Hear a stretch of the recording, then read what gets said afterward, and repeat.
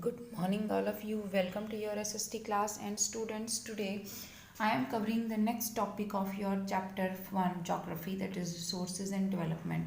In my previous video, for the revision point of view, I explained you about the what is resources and also the classification of resources, in which we learn about classification on the basis of origin, on the basis of exhaustibility, development. Okay, so today my topic is, that is, problems created by the indiscriminate use of resources by men. Now, as we all know that resources are limited in amount, they are limited in amount,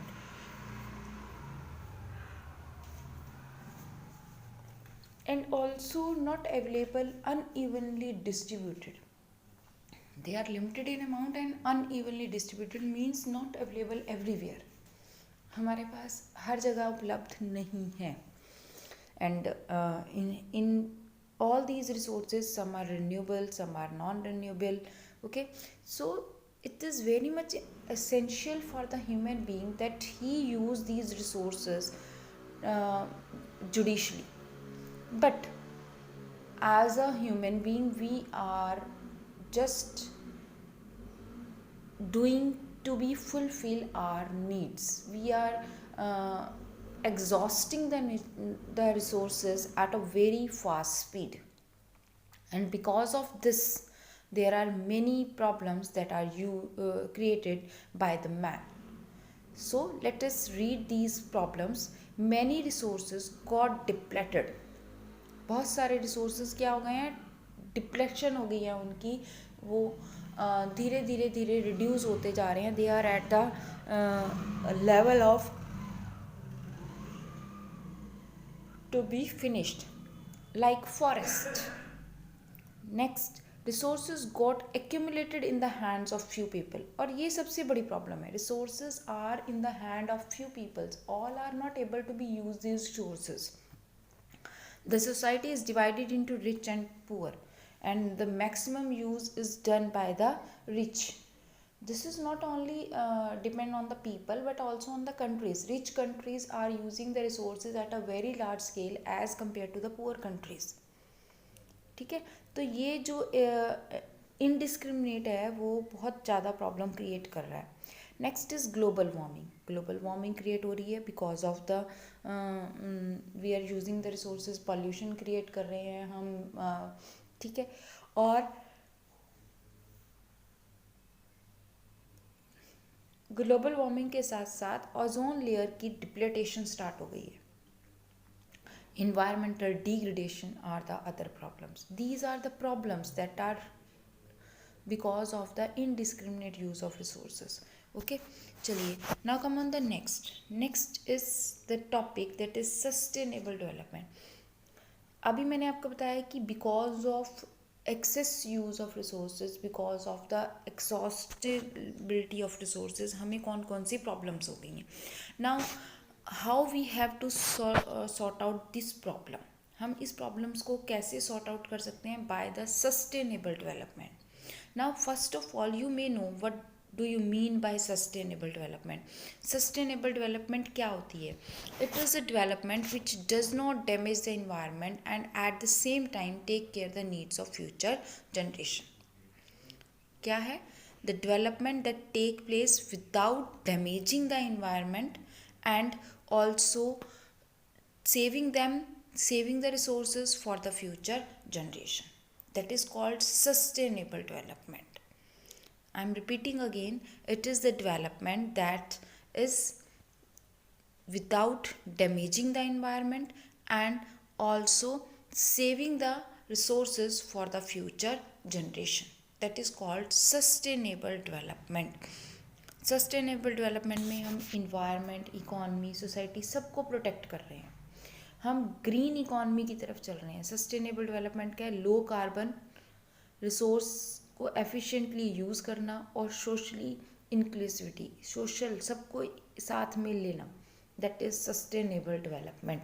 okay, चलिए, now come on the next topic of the chapter, that is resource planning. Very much important.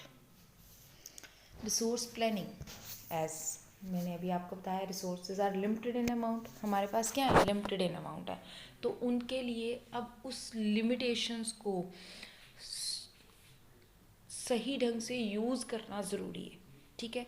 तो देखो, जब हमारे पास कोई चीज़ limited होती है तो हम क्या करते हैं, हम उसको एक प्लान्ड वे में यूज़ करने की कोशिश करते हैं, ताकि एक सही ढंग से यूज़ करने की कोशिश करते हैं, ताकि वो ख़त्म ना हो, है ना। कुछ ऐसा ही करते हैं ना अपने घर में भी, कि हमारे पास ये चीज़ ऐसे है तो हमने इसको इतना डालना है ताकि हम इसको 2 दिन या 3 दिन चला पाए, ठीक है।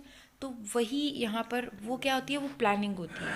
तो same is resource planning. Resource planning is are technique और skill of proper utilisation of resources. क्या है, एक टेक्निक है, स्किल है, जिसमें हम रिसोर्सेज का प्रॉपर यूटिलाइजेशन करते हैं, ठीक है। और we can say resource planning is a method to use the resources in a planned way. Okay, so here the stages of resource planning. यहाँ पे हम रिसोर्स प्लानिंग के लिए कौन कौन सी चीज़ें, कौन से स्टेजेस हैं, ठीक है। The very first stage of the resource planning is the identification and the listing of resources. Under this we are identify the resources that how they have, उनकी क्वालिटी कितनी है, उनकी क्वांटिटी कितनी है, और हमें उन्हें कैसे यूज़ करना है। So, under the identification and the listing of resources, we all are surveying, mapping, and the measurement the qualities and the quantities of the resources are the important activities undertaken at this stage. Planning for exploitation. Develop a planning structure with suitable technology, skill, and institutional setup. Second step क्या है, planning, कि plan कि हमने stable technology use करनी है, skilfully use को करना है, इंस्टीट्यूशनल को सेटअप करना है for planning the resources that how we have to be use them. Next is match the resources development plans with national development plans. हमने रिसोर्स डेवलपमेंट प्लान्स को नेशनल डेवलपमेंट प्लान्स के साथ match करना है। This is the steps for the resource planning. Okay, now the next topic is, that is why it is important. Resource planning क्यों important, especially the country like India, as we all know that resources are, अब देखो planning में सबसे पहला point क्या है, because resources क्यों necessary है, बिकॉज रिसोर्सेज जो हैं they are limited in amount and they are unevenly distributed. इसमें हमने एक पॉइंट वो भी पढ़ लिया कि they are in few hands, वो फ्यू हैंड्स में है, ठीक है। So that it is very much necessary to use a resource in a planned way, कि हम रिसोर्सेज को एक प्लान्ड वे से यूज़ करें, ठीक है। Now it is necessary for the resources, some regions of India are rich in certain resources and poor in some other resources. सबसे पहला क्या है कि अनइवनली डिस्ट्रीब्यूटेड है, some regions are rich and some are poor. For example, Rajasthan is poor in water resources but is rich in solar and wind energy. ठीक है, some regions are self-sufficient while other regions are very poor in important resources. कुछ self-sufficient हैं but कुछ ऐसे हैं जो बहुत poor है, उनमें है ही नहीं, उनको दूसरी जगह से लेके आना पड़ता है, ठीक है। तो ये जो अनइवनली डिस्ट्रीब्यूटेड वाले पॉइंट्स हैं ये बहुत इंपॉर्टेंट हैं। Madhya Pradesh is rich in many resources but Ladakh is poor in resources. ठंड है वहाँ पर बहुत ज़्यादा, वहाँ पर कुछ भी नहीं होता है, तो वो पुअर है इन ऑल रिसोर्सेज, उसको सब कुछ अवेलेबल करवाना पड़ता है, ठीक है। दूसरा, हम वेस्टेज बहुत ज़्यादा कर रहे हैं रिसोर्सेज की, हम we should be avoid the resource wastage of the resources for the planning, ठीक है।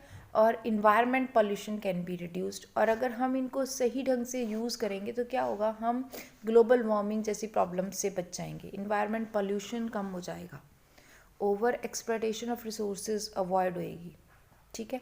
तो that's why we have to be need the resource planning, इसलिए हमें रिसोर्स प्लानिंग की आवश्यकता है।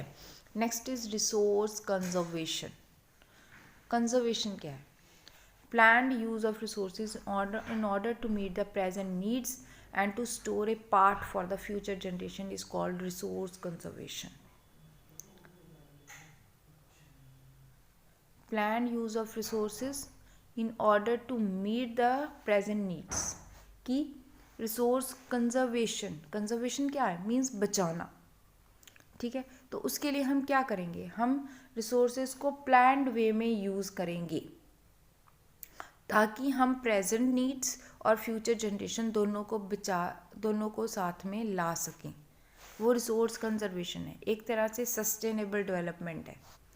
ठीक है, sustainable development is very much necessary for the resource conservation. वो रिसोर्स कंजर्वेशन के लिए बहुत ज़्यादा नेसेसरी है. Many resources are non renewable. बहुत सारे रिसोर्सेज क्या हैं, नॉन रिन्यूएबल है एंड एग्जॉस्टेबल है. ठीक है, अगर हम उन्हें कंजर्व नहीं करेंगे तो आफ्टर सम टाइम पीरियड वो क्या हो जाएंगे, वो रिड्यूस हो जाएंगे, ख़त्म हो जाएंगे. ठीक है, so if we conserve them we can use them for a longer period. अगर हम उन्हें कंजर्व करेंगे तो हम उन्हें लॉन्गर पीरियड तक यूज़ कर सकते हैं. Next is conservation of resources help us to reduce the wastage. वो हमारी हेल्प कर रहे हैं वेस्टेज को कम करने में, और इससे हमारी इकोनॉमिक प्रोग्रेस ज़्यादा हो गई. ठीक है, और इन्वायरमेंट तो ऑटोमेटिकली प्रिवेंट होता ही है. So because of all these बच्चे, इसमें आप बहुत सारे पॉइंट्स लिख सकते हो रिसोर्स ऑफ कंजर्वेशन में. मैंने तो आपको कुछ बताए हैं, नॉन रिन्यूएबल है, एग्जॉस्टेबल है, अनइवन डिस्ट्रीब्यूटेड है, लिमिटेड इन अमाउंट्स हैं, they are also conservation necessary to reduce the wastage और प्रोग्रेस के लिए, इन्वायरमेंट को प्रोटेक्ट करने के लिए, फ्यूचर जनरेशन के लिए. तो बहुत सारे पॉइंट्स आप इसमें लिख सकते हो. अब हमारे पास है गांधी जी के ideas according to resource conservation. According to Gandhi ji, there is enough for everybody's need and not for anybody's greed. ये लाइन है, whose line are these? Gandhi ji. that कि हम नेचर के पास बहुत कुछ है दूसरों की आवश्यकताओं को, पर उनकी लालच को पूरा करने के लिए कुछ भी नहीं है. Greedy and selfish individual and exploitive nature of modern technology are the root cause of resource depletion. Yes, it is. He was against mass production and wanted to replace it with the production by masses. Mass production के हित में नहीं थे कि एक व्यक्ति ने बहुत ज़्यादा प्रोडक्शन, नहीं, वो कहते थे प्रोडक्शन होनी चाहिए बहुत सारे लोगों के द्वारा. इससे क्या होगा, इससे रिसोर्सेज को सही डिस्ट्रीब्यूशन मिलेगा और सोर्स ऑफ इनकम सही इंक्रीज होंगे. ठीक है, तो ये थे गांधी जी के आइडियाज़. चलिए, next is land degradation. I think land degradation topic I will discuss it tomorrow. For today this is enough. For today you just have to be learn the resources topic of your chapter. ठीक है, तो आज के लिए resources is over now. Now the next topic is land degradation and we will learn this topic in the next video. Okay, till then, goodbye, thank you.